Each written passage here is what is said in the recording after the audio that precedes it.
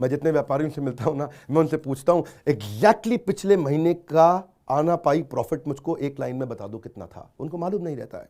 मेरा नाम है Vivek Bindra, founder and CEO बड़ाबिजनेस.com। क्या है ये बड़ा बिजनेस? ये मेरी कंपनी का नाम है। मैं आप सबका बिजनेस बड़ा करने में आपकी मदद करता हूं। एक छोटे व्यापारी का, एक स्टार्टअप का, एक एमएसएमई या स्मॉल मीडियम एंटरप्राइज को बिजनेस बड़ा करने में मैंने देखा कि एक व्यापारी को तकलीफ आती है कि उसको बिजनेस बड़ा तो करना चाहता है पर जानता नहीं, उसके पास जानकारी नहीं है। इसके लिए मैंने कई affordable problem solving short term courses launch किए हैं, 2 महीने 3 महीने के। वर्किंग कैपिटल एक बहुत बड़ी तकलीफ है। क्या है वर्किंग कैपिटल? पहले इसको जरा समझते हैं कि बिजनेस फेल क्यों हो जाता है। देखिए, पहली चीज, अगर आपको कैश मैनेज नहीं करना आया अपने बिजनेस में, आप day to day operations manage नहीं कर पाएंगे। आपकी इन्वेंट्री और इक्विपमेंट पे अगर आपको और पैसा लगाना है, आप नहीं कर पाएंगे। नया प्रोडक्ट नहीं खरीद कर पाएंगे और पैसा कलेक्शन में ध्यान चला जाएगा।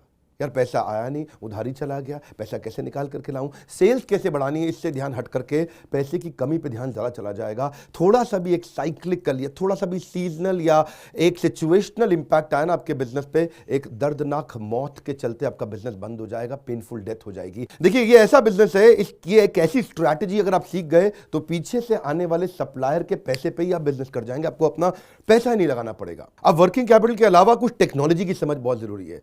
एक दुकानदार को भी हम चाहते हैं कि वो अपने बिजनेस को ऑटोमेट करना सीखे। क्या होता है ऑटोमेशन बिजनेस का?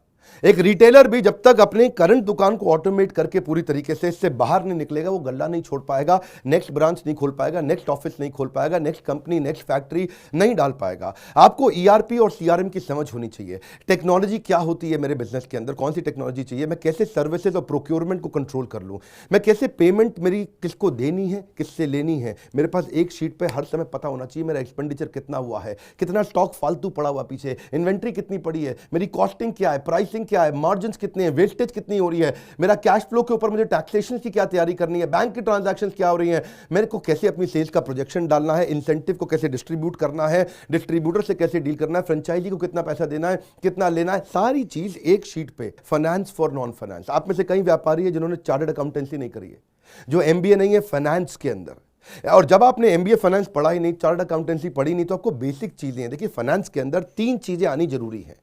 एक है कि आपको पीएनएल अकाउंट समझ में आना चाहिए, आपका प्रॉफिट एंड लॉस अकाउंट क्या है, आप रोज कितना प्रॉफिट कर रहे हैं, पिछले महीने कितना प्रॉफिट किया, एग्जैक्टली आपको नहीं पता होगा। मैं जितने व्यापारियों से मिलता हूं ना, मैं उनसे पूछता हूं एग्जैक्टली पिछले महीने का आना पाई प्रॉफिट मुझको एक लाइन में बता दो कितना था। उनको मालूम नहीं रहता है। दूसरी चीज, बैलेंस शीट समझ में नहीं आती कि बैलेंस शीट बनती कैसे, समझनी कैसे है, उसका मेरी बिजनेस में क्या इंपैक्ट है। और तीसरी चीज, cash flow statement. Profit and loss अलग होता है, कैश फ्लो स्टेटमेंट अलग होता है।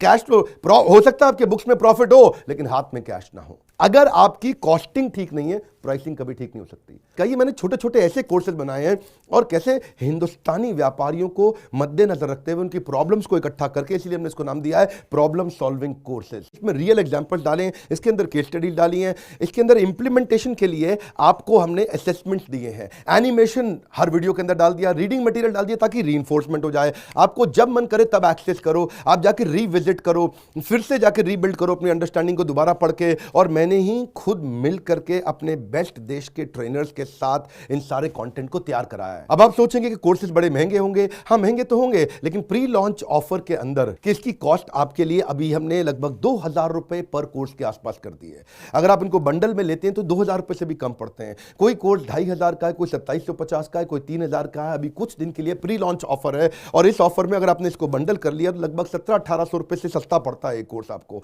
और ये सारे वो कोर्सेज हैं जो आपके जीवन में तुरंत चेक कर लाने वाले हैं। थोड़ा सा पैसा अगर आपने इन्वेस्ट किया, बहुत बड़ा गेम चेंज होगा। ये बोर्डलाइन नंबर है, इसको फोन करके इसके बारे में पता लगाइए कि आपको कैसे काम आएंगे कोर्सेज। काउंसलर को फोन करो, उसको पूछो भाई मैं ये बिजनेस करता हूं, ये मुझको कैसे मदद करेगा, और ये वो आपको तुरंत बताएगा। इस समय प्री लॉन्च ऑफर में अगर आप ले लें तो बहुत बड़ा बेनिफिट है। ये प्री लॉन्च ऑफर चली गई कि कोर्स का प्राइस वापस बढ़ जाएगा। मैं आपको फिर से सुझाव दे रहा हूं, सफलता को डिले मत करो।